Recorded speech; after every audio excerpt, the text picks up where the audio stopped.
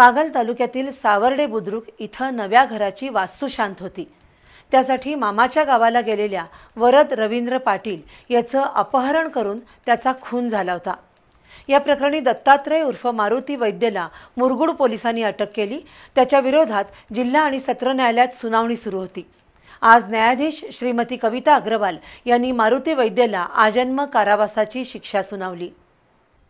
कागल तालुक्यातील सोनाळी इथं रवींद्र पाटील हे आई वडील पत्नी मुलासह राहत होते।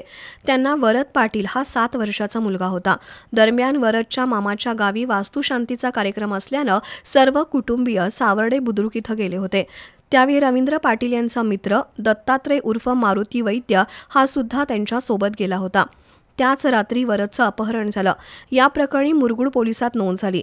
दरम्यान एका लहान मुलीनं मारुती वैद्य आणि वरद यांना एकत्र पाहिलं होतं। तसंच आणखी 2 नातेवाईकांनी मारुती वैद्यला वरदविषयी विचारलं होतं। त्यावेळी त्यानं काही माहीत नसल्याचं सांगितलं।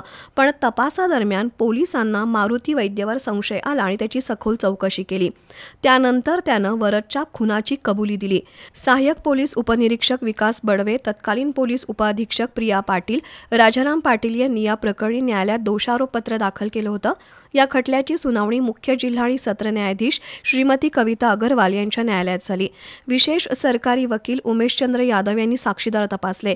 मात्र जिल्हा सरकारी वकील विवेक शुक्ल यांनी हा खटला चालवला। बाल साक्षीदार सुहासिनी लोहार, दक्ष माने यांचे जबाब, परिस्थितीजन्य पुरावे, सरकारी वकिलांचा युक्तिवाद आणि वरिष्ठ कोर्टातील न्यायनिवाडे प्रत्यक्ष पुरावा ग्राह्य मानून न्यायालयानं आरोपी मारुती वैद्यला आजन्म कारावासाची शिक्षा सुनावली आहे।